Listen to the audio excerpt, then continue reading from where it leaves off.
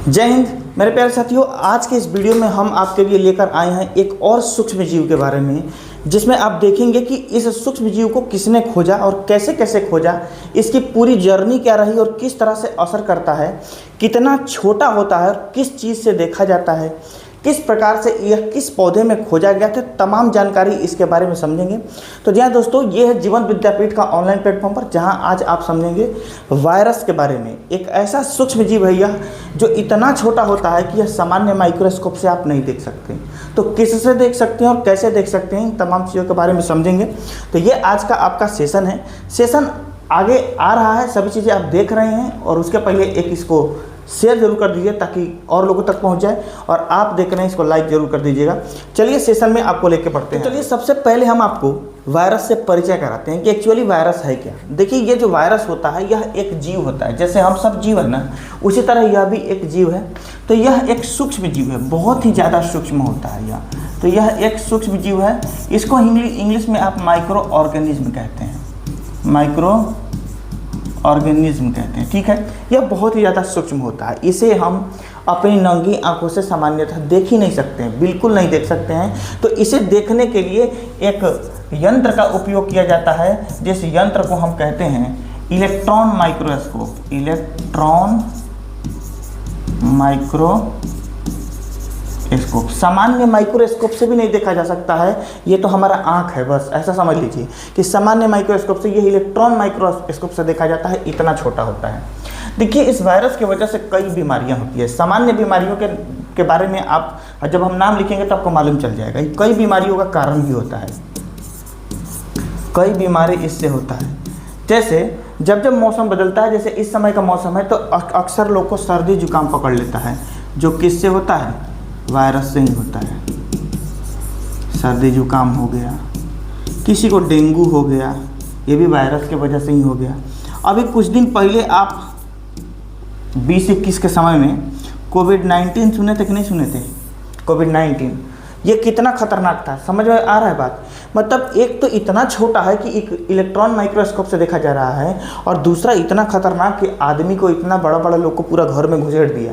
मतलब कि इतना भयानक स्थिति कर दिया कि लोग घर से बाहर नहीं आ रहे हैं, एक दूसरे को छू नहीं रहे हैं, डर रहे हैं, बाप बेटी से नहीं मिल पा रहा है। मतलब सारे परिवार इधर से उधर बिखर चुके हैं, मिल नहीं पा रहा है कोई। ऐसा स्थिति कर दिया एक नहीं दिखने वाला जीव, इतना खतरनाक है यह। तो क्या यह इतना खतरनाक है तो लाभदायक भी है? तो बिल्कुल हमारे लिए लाभदायक भी है। अब लाभदायक कैसे है, इस बात को जरा समझिएगा। देखिए, कैंसर जैसा इलाज होता है, कैंसर, तो कैंसर के इलाज में भी इसका उपयोग किया जाता है। वायरस की मदद से कैंसर का उपयोग किया जाता है। यही हमारे अनुवांशिक गुणों के बारे में जानकारी, जैसे बाबा का अगर कोई व्यक्ति है, उसको मालूम नहीं है कि हमारा खानदान क्या है, उसको डाउट है कि हम ही फलानिया खानदान से हैं, तो क्या करेगा? अपने अंदर का जो है डीएनए से टेस्ट करवाएगा, उस परिवार के डीएनए का कि है कि नहीं। तो वो डीएनए टेस्ट कैसे होगा? तो इस वायरस की मदद से होता है। अनुवांशिक गुणों का जांच, अनुवांशिक गुणों का जांच जो है, इत्यादि इत्यादि बहुत सारे काम और भी वायरस से हम लोग मदद लेते हैं। तो कुछ इस तरह से ये वायरस का ये परिचय आपके लिए रहा कि वायरस क्या होता है और किस चीज़ से देखा जाता है, कैसे, कितना खतरनाक और कौन कौन सा चीज़ इसमें होता है। एक बात और आप समझ लीजिए, यह एकमात्र ऐसा जीव है जो जिंदा भी है और मरा हुआ भी है। यानी जीवित और मृत्यु के, जीवन और मृत्यु के बीच में लटका हुआ यह जीव है, सूक्ष्म जीव है। जैसे समझ लीजिए कि इसे अगर जीना है तो किसी न किसी सेल के पास में रहेगा, जिस सेल पर रहेगा उसे होस्ट सेल कहा जाएगा।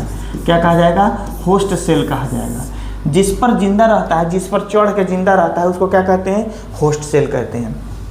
अच्छा, और वायरस जैसे मान लीजिए कि हम अभी यहाँ घूम रहा है, जैसे ही अगर इस पे पड़ा तो जिंदा हो जाएगा, और इससे हटा तो डेड हो जाएगा। तो ये वायरस का क्वालिटी होता है।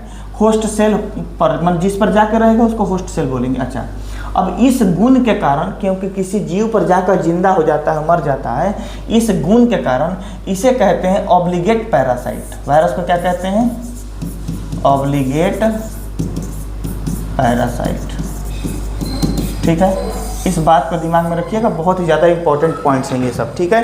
तो इतना बात उम्मीद है कि आपको समझ में आ गई। अब आपका परिचय वायरस से हो गया, तो अब ये हम जान लेते हैं कि आखिर इसका खोज किसने किया, किस तरह से किया, और इसका नाम किसने दिया वायरस। इस बात को समझ लेते हैं और भी कुछ इर्द गिर्द टॉपिक को देख लेते हैं। देखिए, सबसे पहले अगर खोज करने की हम बात करेंगे कि खोज किसने किया, तो वायरस का खोज 1892 में, कब? 1892 में एक व्यक्ति थे जिनका नाम था दिमित्री इवानोस्की।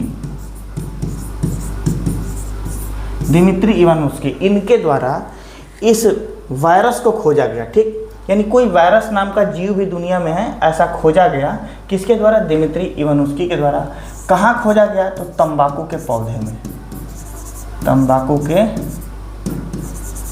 पौधे में देखा गया। इन्होंने देखा कि भाई तंबाकू के पौधे में कोई ऐसा जीव है जो बैक्टीरिया से भी छोटा है। इन्होंने ये नहीं कहा कि वो वायरस है, इन्होंने कहा कि बैक्टीरिया से भी छोटा कोई जीव है, बैक्टीरिया नहीं है, बैक्टीरिया से भी छोटा जीव है, यानी जीवाणु से भी छोटा कोई जीव है, ये कोई और जीव है। इन्होंने नाम नहीं बताया, कुछ इस तरीके से। ठीक है, तो तंबाकू के पौधे से इन्होंने पता किया कि भाई बैक्टीरिया से छोटा भी कोई दूसरा जीव है जिसके वजह से इस तंबाकू में बीमारी हुआ है। तो बीमारी कौन सा हुआ है? तो उस बीमारी का नाम दिया गया टोबैको मोजैक।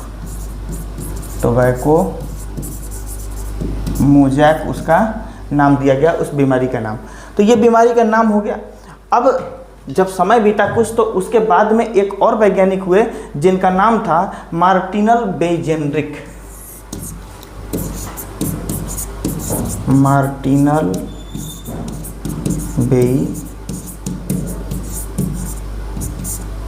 बेजेरिंक।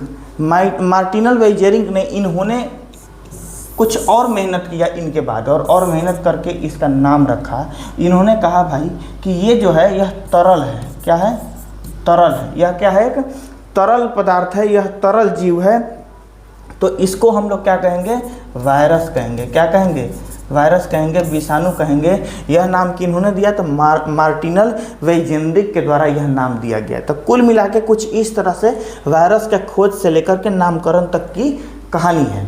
अब हम इसके बाद समझेंगे कि आखिर इस वायरस का क्या साइज होता है। देखिए, वायरस की साइज के बारे में अगर आप जानना चाहें, ठीक है, तो 20 नैनो माइक्रोन से लेकर के 300 नैनो माइक्रोन तक का इसका साइज होता है। सोचिए कितना ज़्यादा छोटा होता है, इतना भयानक इसकी साइज होती है, इतनी यह छोटी होती है। अब जब इसके बारे में होता है कि आखिर यह जीवित रहता कैसे है, यह किस तरह से हमारे शरीर में जाता है, क्या क्या प्रोसेस करता है, इसको ज़रा समझिएगा। तो यह कार्य कैसे करता है, इस बात को ज़रा समझ लीजिए। देखिए, ये क्या करता है, एक्चुअली किसी भी जीवित जीव के शरीर में चला जाता है। जैसे कोई पेड़ ही है तो जिंदा है, वह जीव है तो सजीव होना चाहिए, बस वह उसके शरीर पे चला जाता है। तो जब शरीर में जाएगा,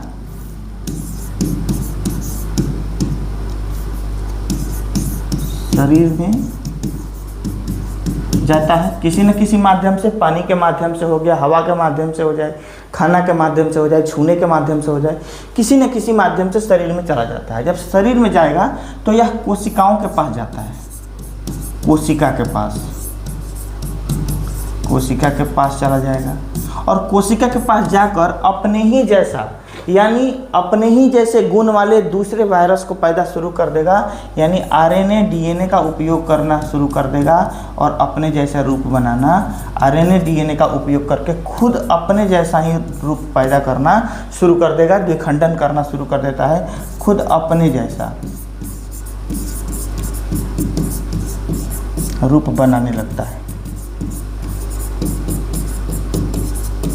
बनाने लगता है। और शरीर में रह करके सोचे या कोशिश करता है कि जो शरीर के अंदर के जो सेल हैं, जो शरीर के अंदर जो लड़ने वाले जो जीव हैं, उनके जैसा ही हम अपना गुण रखें ताकि उसको पता ना चले, है ना। कुछ इस प्रकार का देखभाल में करता है और हमारे शरीर के ही आरएनए डीएनए का उपयोग करके यह अपने विकास करना शुरू कर देता है, जिससे शुरू में हमारा शरीर पहचान नहीं पाता और जैसे ही यह बड़ा साइज अधिक मात्रा में जाता है तब शरीर को पहचान हो पाता है और तब तक खेल बहुत आगे बढ़ चुका रहता है और शरीर में काफ़ी बीमारियां बढ़ चुकी हैं। हम यहाँ से देखेंगे आखिरी के वो 10 सवाल जो आज ही के सेशन से होगा और आपको पता चलेगा जो आपने अभी तक पढ़ा है उसमें कितना आप अपने माइंड में रख पाए हैं कि इन सवालों का जवाब दे पा रहे हैं। देखिए, यहाँ जो पहला सवाल है, कहता है कि विषाणु यानी वायरस की खोज सबसे पहले कब हुई।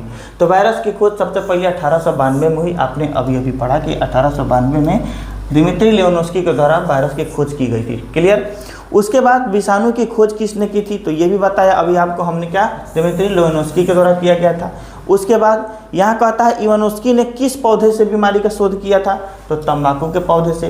वायरस शब्द किस वैज्ञानिक ने दिया, तो यहाँ देखिए मार्टिनस बेंजेरिक ने किया था। उसके बाद विषाणु को किस श्रेणी में रखा गया है, तो जीवित और निर्जीव के बीच की श्रेणी में रखा गया है, यानी यह जब जीवित शरीर पर रहेगा तो जीवित रहेगा, और जैसे ही जीवित शरीर से अलग हुआ तो यह निर्जीव जैसा व्यवहार करने लगेगा। ये हो गया इसका। उसके बाद कहता है विषाणु को जीवित रहने के लिए क्या आवश्यक है, पानी, हवा, होस्ट सेल या सूर्य प्रकाश। तो क्या चाहिए उसको, होस्ट सेल चाहिए। फिर कहता है विषाणु का आकार सामान्यतः कितना होता है, तो 20 से 300 नैनो माइक्रोन का होता है। ये अभी हमने आपको बताया। फिर कहता है विषाणु को देखने के लिए किस यंत्र का प्रयोग किया जाता है, साधारण माइक्रोस्कोप, टेलीस्कोप, इलेक्ट्रॉन माइक्रोस्कोप या मैग्नीफाइंग ग्लास। तो इलेक्ट्रॉन माइक्रोस्कोप का उपयोग किया जाता है।